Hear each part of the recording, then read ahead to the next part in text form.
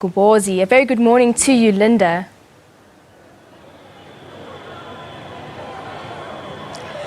Good morning, studio. Welcome to King Goodwill Zwelithini Stadium in Umlazi, south of Durban, like it is in Pietermaritzburg. Ahead, and my colleague Ayanda Mhlongo reporting.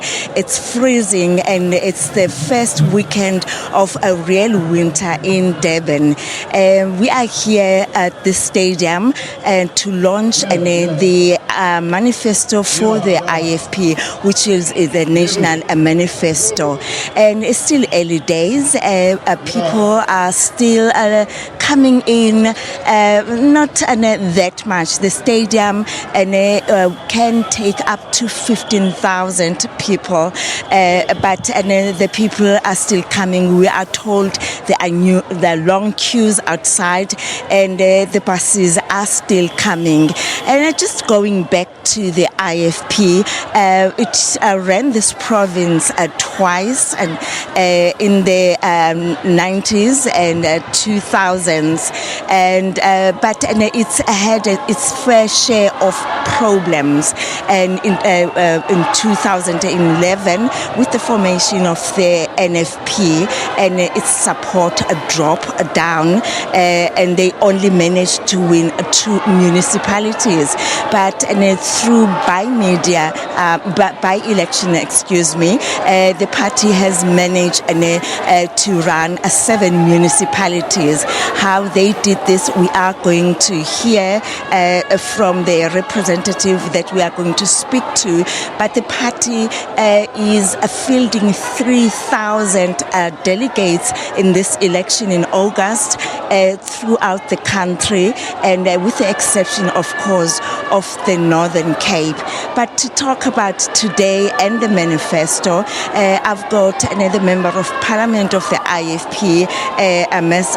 Lizelle Fehr. Good morning, Lizelle. Good morning. How are you? It's freezing in Durban this morning. Well, I'm used to the cold. I'm from Cape Town, but I must say this is unusual weather for KwaZulu-Natal. But I think it will be a great day for us in terms of it not being too hot here at the stadium.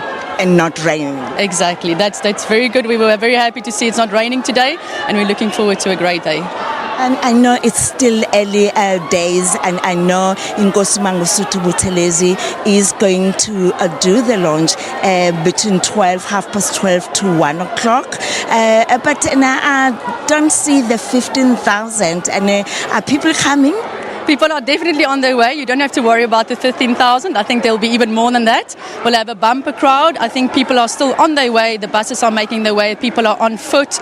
And as you said in your introduction, there's a lot of people outside still making their way inside. Let's talk about what we can expect today. What do you think Inkosi Buthelezi is going to tell those people who are here, the viewers at home, and those people that you still are trying to get to vote for the IFP? Of course, today we'll announce our manifesto. We'll announce our plans for good governance in KwaZulu-Natal and across the country. We'll build on our track record, which is a very good track record of sound governance in the provinces, in this province. We will also ask our councillors, people who want to stand as councillors, who are standing as councillors in the various wards, to take a pledge today. And that pledge, we are talking about the promises that we're making to the electorate. Of course, we are talking about service delivery and so forth. You ran this province twice since 1994, and do you think what you are going to tell the councillors, those 3,000, is that they must repeat what you did in those 2 terms? Yeah, look, I think the IFP's history in this province is a wonderful history. We brought service delivery, we built many houses and schools and hospitals, and we're also a party which has never been implicated in corruption. And that is the pledge we are making today, to say that if you choose the IFP in this province and in the rest of the country, we will be fielding candidates, people who will serve the electorate. We are not planning to field any candidates who will just go and stand for a position and tomorrow they're unavailable. We are fielding candidates that will have the best interest of our people at heart. like in 2011, everybody knows about that, and with the breakaway of the NFP and your, like in a support drop down, and you only won 2 municipalities, and you're running 7. How did you do that? Well, I think what we've seen is, firstly, many of the NFP leaders and supporters at large have returned back to the IFP. We went from 2 elections or two municipalities, as you just indicated, to the 7. Just simply through winning by-elections, people have come back to us and said it was better under the leadership of the IFP, and they have returned to us, and that's why we've got those 7 municipalities, and we're aiming for much more come 3 August 2016. Are you looking at just like getting back those who left you, or you looking outside and everybody that was ever IFP? What you'll see today is we will be announcing people who have joined us, people who will stand as councillors. Those are not only people that have returned from the NFP, those are people from other political parties, the 2 major, like the ANC and the DA and other parties, but you'll see that later. So we are simply not just focusing on reclaiming what we have lost. We are indeed going for governing this province. You must remember in 2011, most of those municipalities were hung, which meant that the IFP did not get the requisite number of votes to govern it on our own. But so we are not only saying that we want to reclaim what we've lost, but we definitely want to reclaim this province. I know as well that as much as you've never run a eThekwini municipality or metro, and you're very ambitious this time around.